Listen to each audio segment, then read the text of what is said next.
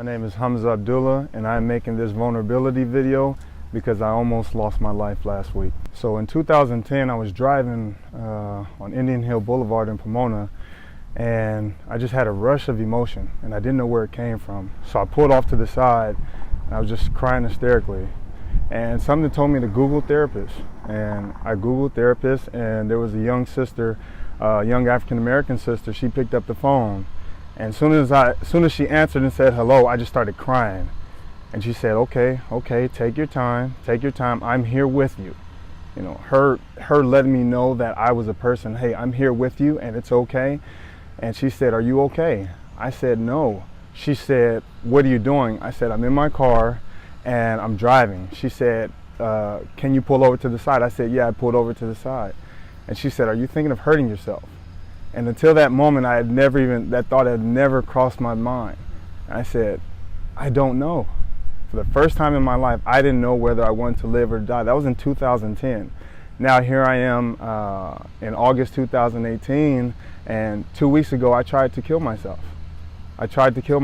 And for that reason, you know, I knew something wasn't right upstairs, and I needed to go get help, go seek therapy. So I'm here in a treatment program, and I aim to get better. I aim to understand myself as to why I would want to take my life. Who is Hamza Abdullah? Hamza Abdullah, I am a 34-year-old man. I'm married. I've been married for 12 years. I have 4 beautiful, beautiful children. I have the best wife in the world. She's been there for me through thick and thin. I'm one of 12 children from Pomona, California. I have a younger brother, Hamza Abdullah. We both went up to Washington State University. Before that, we graduated from Pomona High School. We were fortunate enough to play in the Pac-10 at that time, played for a Pac-10 championship in football. I was very fortunate, went to the NFL, played 7 years in the NFL. And after the NFL, I started to wonder, okay, who is Hamza really? Because from the age of 12 to 28, I was Hamza Abdullah, the football player. And now, being at this facility, they're asking me that exact question. Who is Hamza Abdullah, the man? So what I'm understanding is Hamza Abdullah, the man, is someone who loves people. I love people. I love to see people smile. But what about Hamza Abdullah, the individual? I love myself, and it starts with me. The loving of myself, the caring for myself, the understanding of myself, what makes me happy. And that's why I'm here in this facility, to truly learn and understand who Hamza Abdullah is. That's a deep question, you know. How has the healing in my life gotten me to this point? It's been bits and pieces, and I'm starting to know and understand that my losses that I thought were in my life, they weren't losses, they were lessons. And today I had heard a great quote from Oprah. She said, forgiveness, and we're talking about forgiveness. The first thing in treatment, they tell you to forgive yourself. So I've had to forgive myself. But today Oprah said, forgiveness is letting go of the hope that the past could have been different. And that hit me like a ton of bricks, you know, because a lot of that suicidal ideation is the guilt and the shame off of what you did or what you didn't do in your past. But now, being a man of God, being a spiritual person, I know and understand that that was God's plan. This is God's plan. I'm here for a reason. You know, even if we have one view on this video, it may be the one view that saves a life. What scares me? You know, a few weeks ago, I would have said dying. I would have said dying and the not knowing of dying, wondering if I was going to be forgiven, because I am a spiritual man. I believe in God, and I want God to take me in the best of ways, in the best of places. And you know, last week when I attempted to take my life, I actually had a piece of glass that I was cutting my wrist with, and it actually stopped cutting. So in that moment, I realized that it was not up to me. I was not in control. So what I fear now is not reaching the level that God placed me on, not reaching the potential, not accomplishing the task that God has sent me here to this earth for. And so God willing, I'll be able to do that. And if it's through this, if it's bringing awareness to mental health, mental illness, the severity of this, then God willing, I'm going to do it, and I'm going to do it full force. And, you know, follow me. My weakness is I tend to latch on to individuals who need help and do my best to build them up as if I'm building myself up. During my football career, I would always take on the younger person and I would mentor them. And seeing them succeed would make me feel good. But what happened in that was I wasn't filling my own container up. I just kept emptying and emptying and emptying. So my weakness has been the being taken advantage of. I've been gullible because I want everyone to succeed.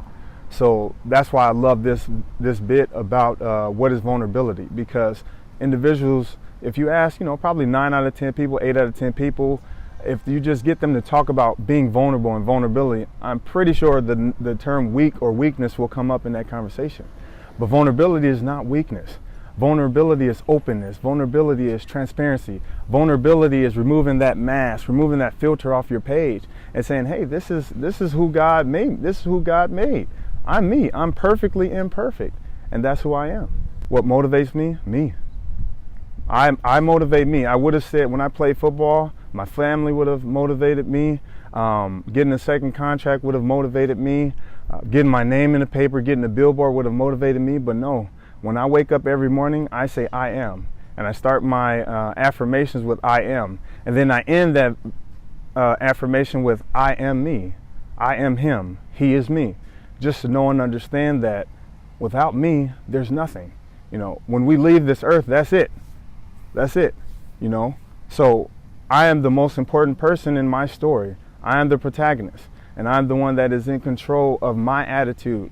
So I am me.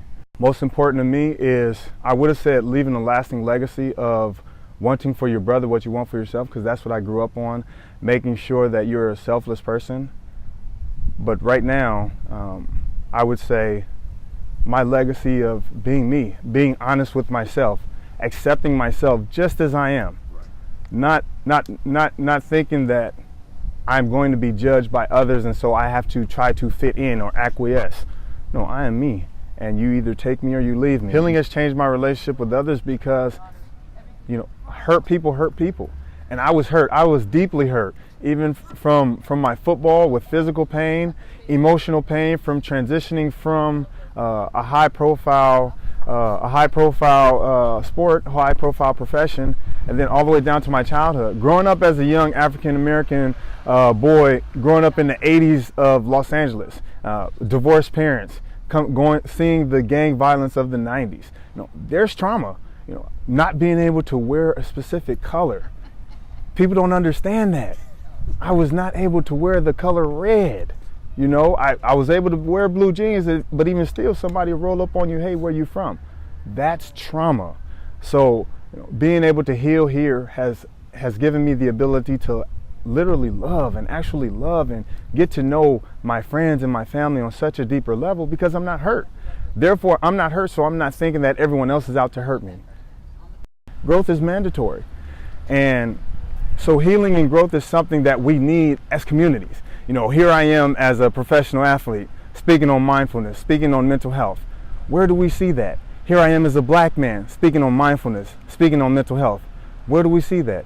Here I am as a Muslim man, speaking on mindfulness, speaking on mental health. Where do they do that at? Where do they do that at? Well, we need to start here. We need to start today. My name is Hamza Abdullah, and I'm here. I'm being mindful. I'm taking care of my mental health.